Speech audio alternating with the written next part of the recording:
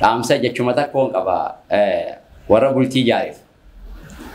Bultii jaaree jaarsateef wani nin jechuu fedhee dhalaan uumatti jaan dhalaan uumatti gaafii heddummaatti jaan dhalaan. Gaafii gaafatti ijoollummaarraa dhalaan tun gaafii gaafatti. An gaafatameetiin jira warra dhalaa dhalerraa yan.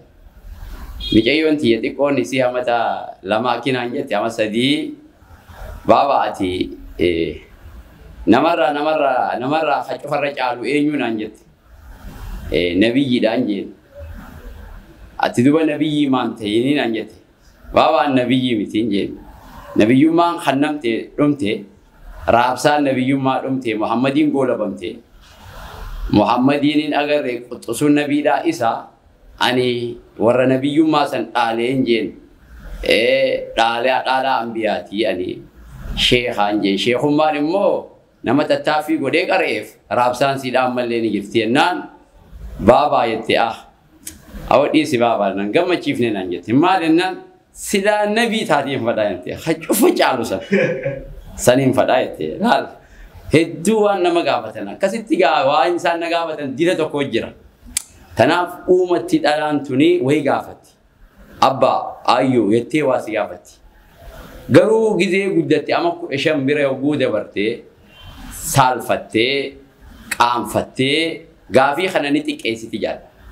Waan gaafachuu kana ni xiqqeessiti. Dhiirarraa kam jaalatti jaal. Ha gaafii siisan hojiidhaan isii deebisu san feeti jaal. Waan silaa jiru afaaniin si gaafattu san osoo sin gaafan hogguu abbaan siidhaa waan san hojiidhaan dalage. Mana keessatti ayyuun siidha hojiidhaan dalage waan san. Hojiidhaan akkasii gammaddii jaan namarraa jaan dhalaan dhiira gaafii siisan hojiidhaan isii garsiise feetii jaan. Fakkeenyaaf hatticha tokko jira hattuu addunyaa bar biyya Biraazil jira bar hatticha san addunyatti kaampaanii fadhe hatuu danda'a jaan dirijjitii fadhe hata jaan akkitti hatu meeshaa bakka sanii tolfatee hiikee bakka san hiikuu danda'a jaan yoo amma bakkattoon takka waan silaa hiikan yoo jiraatu meeshaa waan sanitti hiikan tolfateetuma hiikee hatu yoo wanni hatan san koompitara taatees koompitara san cabsee hatuu danda'a wooma cufaafuu waan meeshaa san ittiin banatan dandeettii akkanaa qaba jechuudha. Qaraatii cufa fildii cufa qaba. Tanaafi hattuu addunyaa jaamee yaamamee beekamaadha.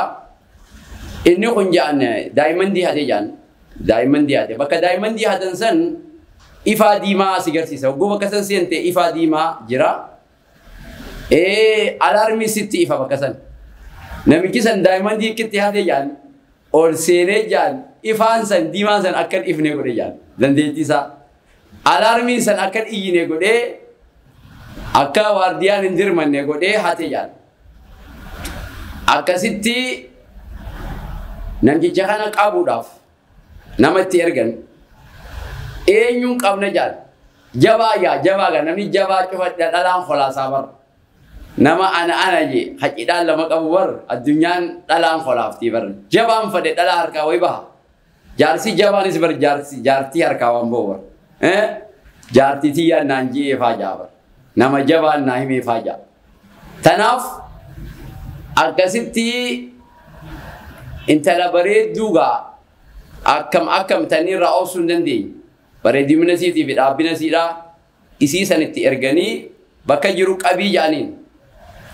Akkasii micayyoon dhuftee hoteela addunyaa hoteela guddaa inni keessa jiru achi dhuftee isaa wajjii wal qunnamte gaa. Hogguu isaa wajjii wal qunnamte achuma silaa dawwaliyyaa bijaaniin bakka inni jiru gizeetti leeyte namticha gaa akka gororu godhiiti. Akkasitti dhalaan ni beekti dhalaan bar leencaa dheeytee jaangaara dheeytee buukii leencaa fidii jee namtichi buukii leencaa fidii jee namtichi waa caccaaru san hawaa caccaaru sheekh qarxaas ganda keessaa kun dhalaan teenyaa sumaanuu akka cin dheeynen himaa fi deemiti siirii sii godhaati buukii leencaa fidii jennaanu gaara dheeytee jaambar guyyaa duraa somba kan ta'e guyyaa kan foon fiddeef suutuma suutaan osoo akkanatti harkarra babaaftu leencaa buukhii irraa murtee fidde jaadee bara. Akkiyyee leencaa isheetti jisan ati habuukhii sheexaanaa leencaa fidde jaarsa kee qabachuu ni dandeessaa qabadhu jeen jaan. Akkasitti namticha kanaa hojii wal qunnamtee hattuu addunyaa kanaa hojii wal qunnamtee jechuudha. Oguu wal qunnamtee achuma jaartii isaa taatee haftee jaan. Achumatti isaas dabarsiteen khanini. Maaliif ni beektaa? Wanni achi jaartii isaa taateef gaafii isiin ilaarraa gaafatu. Akkamitti daa'imman hatamtii? Akkamiin namtiisan daa'imman hatamuu danda'a? Hayyattu san namicha kanaa hojiin deebiseef jechuudha. An jaartii isaa kana ta'uun qaba jettee akkasii jaartii isaa taate. Dhalaan dhiira nama hin agarreef gaafii isiisan hojiidhaan deebisu. Abbaa manaa jabaa. Dhalaan bara wareega namaa kafaltii bara. dhalaan laal awwalu shahiidatin fil islaamin Sumayyaa dhaabara namni dura dhiiga isaa diiniif kanne waqaraa rabbii keessa wareegame dhaalaadhaa jechuudha shahiideedha Hamzaa dura Hamzaan sayyidu shuhadaa'imi Hamzaa dura Sumayyaadha maaliif dhiirarraa dhugaa yoo agarte abbaa manaa dhugaa yoo agarte wallaahi isin yaa wareega si kafalti deem fuudhii dalagi ashawaa gannaqisiif hin jiraa sin jetti dhiira si gooti zero ra egelte duwa ra egeltu ana si jira demati fetu ashawaa fetu dhaqa qorata guri ana jaartiteeti sin jetti jechu tanaaf akkasitti dhalaan jaan dhiirarraa ha hidhagarre waan isin yaad gaafii siisan hojiin deebisu feetii jaan tanaafi haadha manaa jaan hogguu jaarsa isaa malee jaalatte hin ajaa'ibina jaan maaliif jennaan iccitiin isa bira hin jiru jaan iccitiin isi bira jira malee waan agarte hogguu akka gaarii jaalatte haadha manaa jabeessite way haadha manaa abbaa sibba manaa numa jaalatte way numa jaal hin jeeyina iccitiin isa jaalatame bira hin jiru iccitiin isi bira jirti jechuudha tanaaf maal jaa kitaabni dhalaan jaa cufti dhalaa kitaaba kophaati kitaaba if dandee jaa dhiirarraa kitaaba kana sirri dubbisuu dhabamee jaa dhalaan cufti dhalaa kitaaba tokko miti dhala wanni jaan kitaaba adda addaati jaartiin abaluuti jaartiin abaluu wal kitaabati adda kitaaba addaati boleesoo dhiirarraa nama kitaaba kana sirri dubbisuu dhabamee jechuudha akkasii obboleesoo jaartite sirri dubbisuu dandee nabiin sallallahu alaihi wasallam nagaa firaaman rabbi irratti haa jiraatu aasha loltee bargaaf tokko ni lolte laal ni beekaa jaartii isaa fannoo bakka qabatan beeka loltee bar lollaan yaa aasha arramaale sheexaan haqeessa ka'ee jeen lakki ay sheexaanaan qabaa jennaan